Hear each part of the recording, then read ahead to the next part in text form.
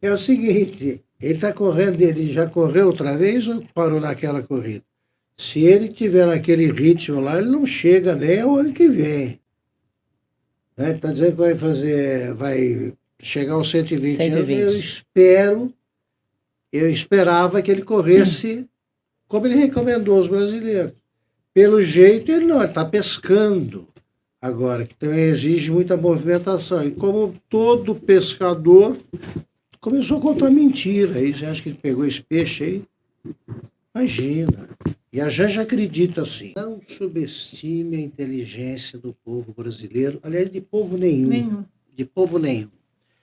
O povo brasileiro, nos últimos anos, e nós somos beneficiários disso, participantes e beneficiários, o povo brasileiro passou a se interessar mesmo por política e pelos fatos, cada vez mais. Nós sabemos disso porque eles se manifestam. Olha, que bom. Estamos por que o nosso programa tem esse tipo de audiência também? Porque as pessoas querem saber o que está acontecendo e a imprensa não conta. O homem informado e se você fizer uma análise bem pormenorizada do voto, na última eleição presidencial isso vai ficar claro, o brasileiro informado, ele começa a se livrar do populista que não tem o que dizer, que mente, que é o caso do Lula. O Lula fica prometendo coisas que ele poderia, se tivesse vontade de fazer, se acreditasse nisso, se não fosse tão chegado a um descanso, ele teria tempo de fazer. Vou fazer isso, por que não fez? Por que não fez? Vamos fazer isso na área de saúde, e por que não fez? Por que não fez? Eu fiquei impressionado no aeroporto de São Paulo hoje por ver as obras em andamento por causa do governo Tarcísio. Eu não sabia que estavam avançadíssimas as obras na área de transportes para ligação do aeroporto. Essa ligação que há 300 anos aí é prometida e não sai, que é ligando as linhas do metrô, levando até o terminal de embarque. Então, São Paulo já é aquela coisa, é um canteiro, né? Nesse caso, quanto às obras estaduais, sobretudo. O povo vê, o povo entende, a gente conta. Não adianta os jornais, por exemplo, tentarem defender o bandido, dizendo que é o jovem que morreu assassinado pela polícia, que é feita por assassinos. Não. O São Paulo está combatendo o PCC. O povo entende isso por quê? Porque existem uns poucos programas, e a gente se orgulha de participar de um deles, contando o que está acontecendo. A nossa arma é a verdade. Quando você chama um marqueteiro, você não tem fatos a apresentar. Não tem fatos. E outra coisa, um marqueteiro, qualquer político principiante, diz o seguinte: olha aqui, evite citar o nome do seu adversário. O PT faz uma festa, não só cita o nome, como põe a fotografia. Da família. Da família. Família inteira. É tudo que eu queria. É verdade. É tudo que eu queria. Eu adoro esse pessoal aí da Cracolândia da internet, que aparece uma rede social para dizer: Augusto, você recebe dinheiro do PSDB. Eu adoro esse tipo de comentário, porque eu não saio da cabeça deles. Não sai da cabeça deles. E eles, eu não tenho nem tempo para pensar, não sei quem são, não me interessa, mas eu gosto. E o ódio é mais fiel que o amor, né? O cara que te odeia, ele fica te seguindo. Já te ocorreu abrir um computador para mandar um recado desse? Você quer? Você é palavrão, tá? E recebe dinheiro. Quem faz isso é meio doido. Essa turma vota no Lula ainda. À medida em que vai ficando mais informado o povo brasileiro, pode chamar qualquer marqueteiro. A era dos marqueteiros acabou. Eu queria completar o seguinte: eles têm coisas a julgar. Nós nos referimos ao caso do morador de rua que ainda não foi liberado da tornozeleira eletrônica, porque nem todos os ministros, já se obteve a maioria para absolver, mas nem todos votaram, é isso? Não, já tem maioria, já foi... A maioria, Sim, mas pela como absorção. nem todos votaram, o morador de rua continua com a tornozeleira eletrônica. Ele não tirou, porque tem ministro aí que ainda não teve tempo para isso. Não teve tempo. Eles têm tempo para fazer piadinhas com o Rei Momo do Maranhão. Né? Isso aí ele não topou, ser o Rei Momo oficial, né? Da escola do carnaval feito pelo governo, né? Carnaval que faz com o nosso dinheiro. Isso ele não aceita, isso é perigoso falar. Pois eu digo aí, esse cara aí, ele certamente, se achasse as fitas que sumiram, ia aparecer o assalto à geladeira dele. Várias vezes por dia. Mas é a isso que leva a covardia. Eles sabem que estão lidando com uma oposição covarde, com um presidente do Senado covarde, com homens públicos da oposição que não cobram. Então eles estão à vontade. O Toffoli não ouve, não lê que ele está devolvendo o dinheiro dos caras que roubaram aí e que foi devolvido pelos acordos de leniência. Ele anulou as provas, vê se tem remorso, anulou as provas da Lava Jato, as provas envolvendo a Odebrecht. Anulou. Foi ele que propôs que houvesse uma mudança lá no regulamento para que mulheres de ministros pudessem atuar em casos que correm na corte sem que o marido se declarasse impedido de votar. Eles estão rindo da gente. Estão rindo porque se sentem condenados à eterna impunidade, porque fazem o que querem. O mesmo presidente do Supremo, que agora debocha de tudo e ri, feliz, era o cara que se mostrava indignado porque o terrorista que ele defendeu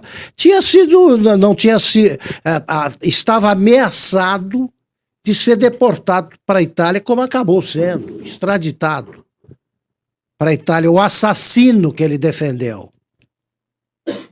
Então é o riso do criminoso impune. É isso, eles não têm nada com que se preocupar, não há perigo. Perfeito, está perfeito, estou de pleno acordo com o Piotr e digo mais. Eu já disse aqui, repito, que eu tenho vergonha dos chamados grandes jornalistas da minha geração que sempre se insurgiam contra casos parecidos, desde que não houvesse risco, percebo agora. Para eles. São covardes. São covardes.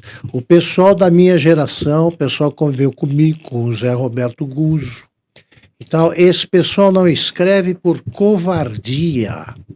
Eles escreveriam se fossem outras as circunstâncias. Eles têm medo. Têm medo.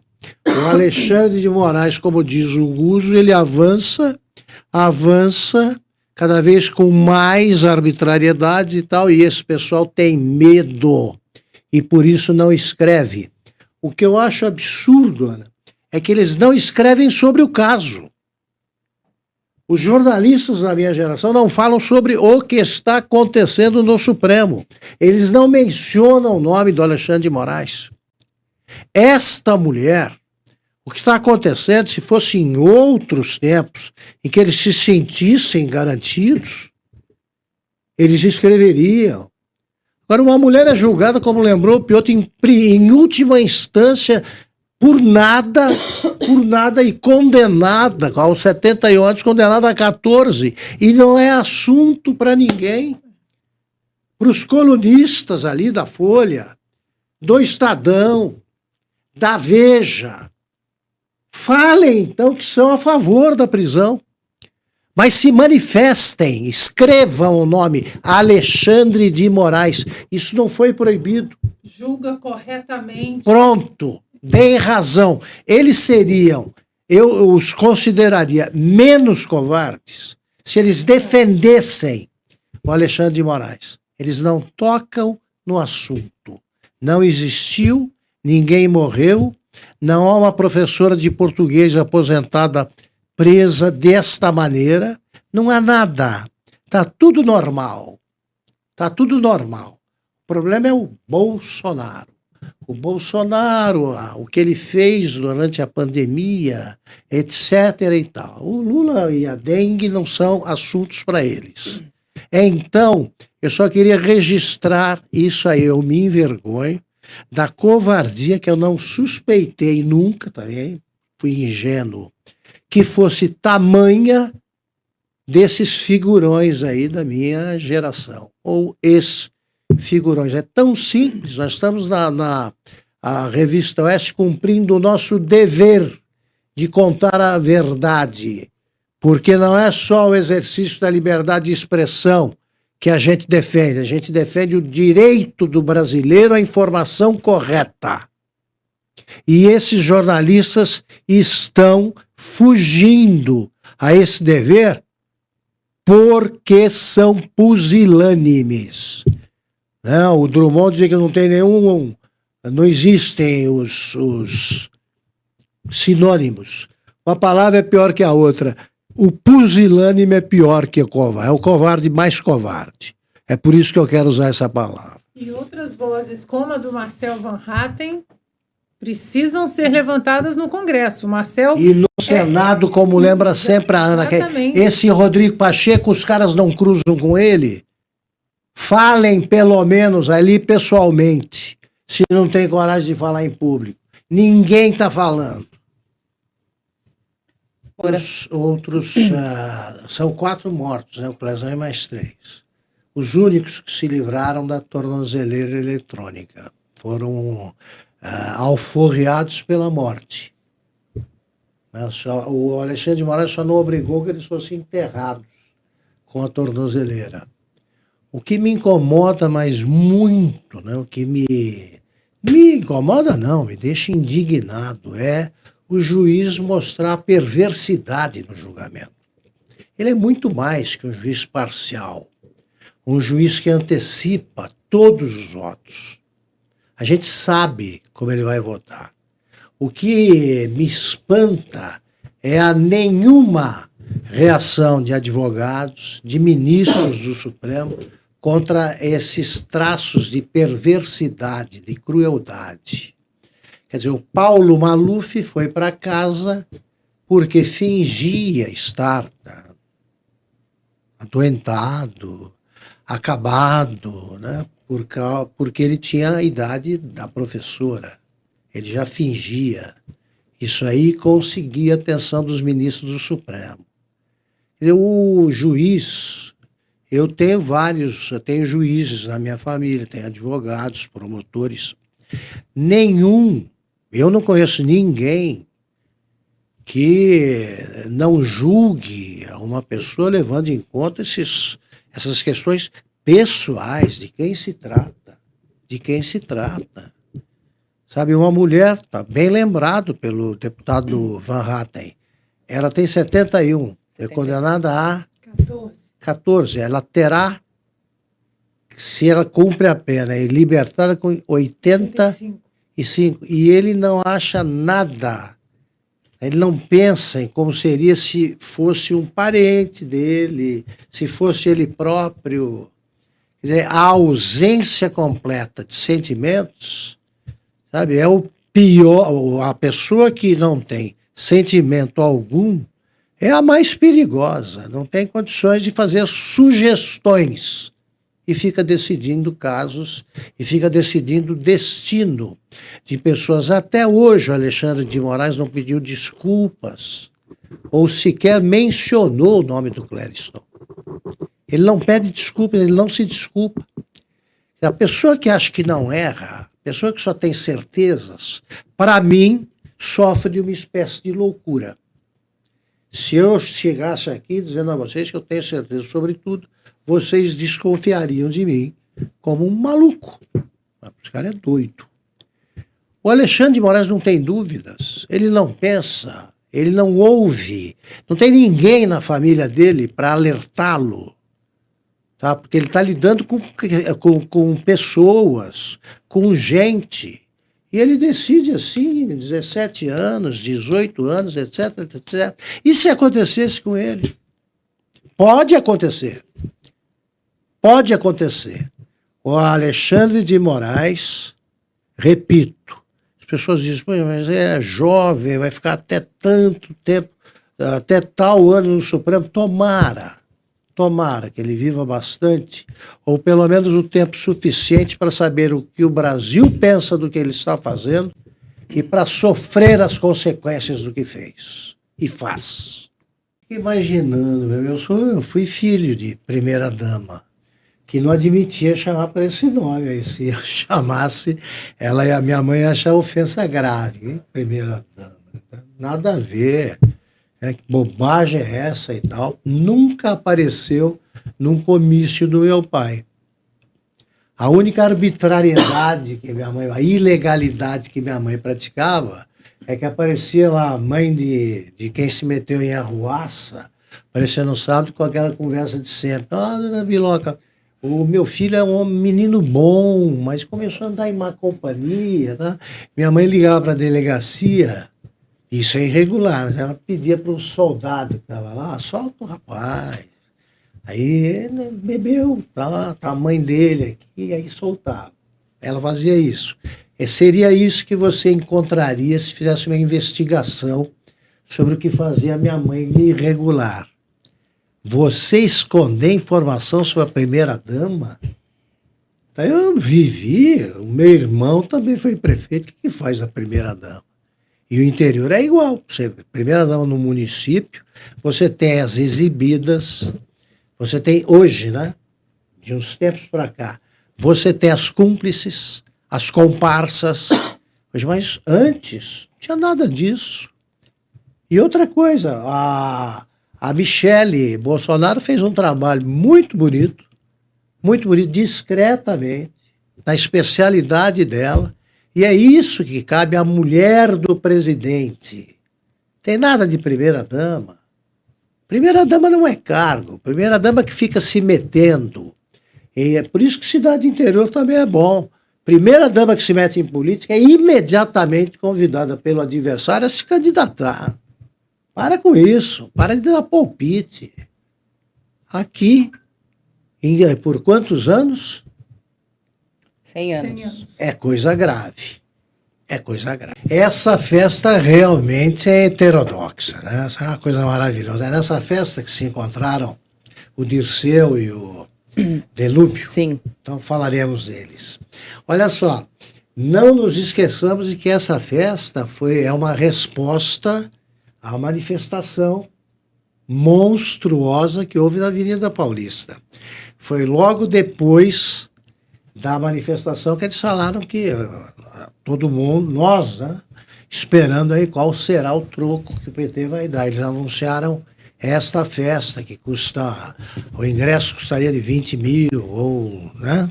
Aproveitaram para pegar dinheiro. Pois bem, vamos lá. Numa festa dessas, que você comemora aniversário, você lembra o passado, né? E figuras que fazem parte da história. Por exemplo, os mortos do partido. Aí eles teriam de mostrar a foto do prefeito Celso Daniel e do prefeito de Santo André e do prefeito de Campinas, Toninho, do PT. Essas não apareceram. Eles teriam de mostrar a foto já que o Delúbio estava lá, ele podia falar algumas palavras carinhosas sobre o Márcio Tomás Bastos, que foi o primeiro-ministro da Justiça e que inventou a expressão popularizada no depoimento do Delúbio sobre o mensalão, a expressão recursos não contabilizados. É o dinheiro que a campanha sumia e ia para o bolso dele, sumia parte na campanha, parte ia para o bolso deles todos. Eles deveriam lembrar, em vez de lembrar a família Bolsonaro tão recente, eles teriam que lembrar que nos anos 80, né, o partido surgiu lá formado por exilados, ex-terroristas, intelectuais, né, ainda sonhando com o paraíso socialista e tal. E em 1990, quando eles conseguiram a primeira prefeitura, já começaram a roubar da coleta do lixo. O PT rouba desde 1990, que foi quando se descobriu que o que eles apresentavam como o Templo das Vestais era um tremendo bordel, né? Era um cabaré ali cheio de ladrões. E aí a coisa começou a acontecer. Os prefeitos, esses que eu citei, foram assassinados, eles estão na frente da fila, para esclarecer esse caso. Quem matou o Celso Daniel? Quem matou o Toninho do PT? É a hora de fazer essa pergunta. Já se sabe quem matou a Marielle, precisa dar uma oportunidade a outros mortos que esperam na fila e são mortos deles. Eles não querem lembrar os tesoureiros que foram presos, os presidentes de partido que foram presos, estava lá o Zé Dirceu, cadeieiro. Se você ali estava formado o espetáculo, você tinha a multidão perfeita para você repetir aquela história que o brasileiro gostava de contar sobre o que aconteceria se um bando de ladrões desse porte ouvisse o grito de polícia e tal. Agora não. Eles não correm mais porque o judiciário não está pedindo, não está botando a polícia atrás deles, mas atrás de inocentes. Então eles são capazes de só acusar. Os que têm crimes não explicados ainda, ou não punidos devidamente, eles estão lá sem remorso, né, porque a quadrilha está no poder, em aliança com outras instituições que se transformaram em partidos para permitir a volta do que o Brasil teve de pior na sua história. Augusto, enquanto você comentava, nós exibimos aí a foto do Delúbio e também do José Dirceu na festa de ontem, na festa de aniversário dos 44 anos do PT. Ele dá depoimento que eu falava... Aí, Delúbio, aparecendo na imagem. Ele dá depoimentos que ele parecia que tinha almoçado arroz com Lexotan. Ele falava naquele tom, né? Recursos não contabilizados. Foi preso e expulso do PT. Até agora ninguém sabe porque ele voltou. Eles voltam no aniversário com os que foram expulsos e não foram reabilitados oficialmente. Eles não disseram, não, erramos quanto ao Delúbio. Não, o tempo passa, você traz de volta. Antigamente, o cara que era preso, ele não aparecia em festa, né? Ele evitava. O bom ali é que a exceção é quem não foi preso, se é que tinha alguém que não foi preso. E o que você achou da falta do Haddad na festa, Augusto? Olha, ou o Haddad quer mostrar que é diferente do PT, ou ele vai durar pouco. Porque é diferente mesmo. Não tem outra explicação. Porque ele fala que o Brasil arrecadou. Né? Daqui a pouco vamos comentar, imaginar, a arrecadação cresceu e tal. E os gastos também.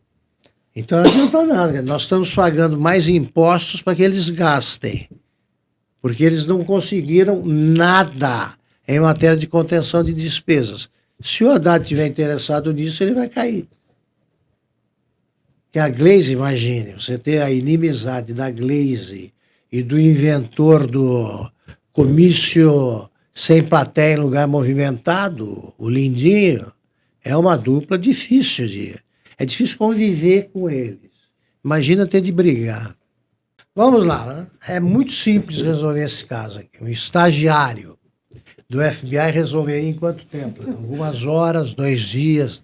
A Janja, inconformada com o mobiliário do presídio em que ela namorava. Ela virou primeira-dama, era namorada de preso, virou primeira-dama e quis renovar o mobiliário.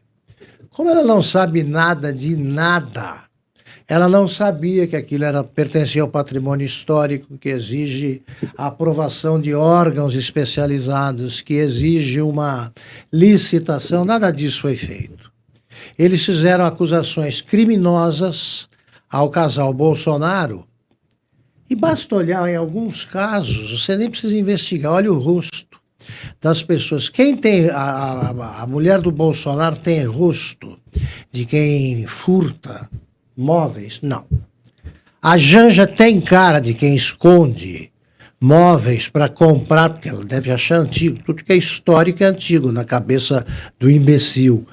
Ela queria móveis novos. Como ela quer sapato novo, como ela quer avião novo e tal. É impossível, repito, você esconder alguma coisa no Palácio da Alvorada ou está em algum depósito, porque naqueles salões imensos e sem divisórias não dá para esconder nada. Eu quero saber onde foram encontrados esses imóveis. Eles não contam isso. Eles não explicam a façanha. Encontramos, estava em tal lugar. Aí foi o Bolsonaro que escondeu.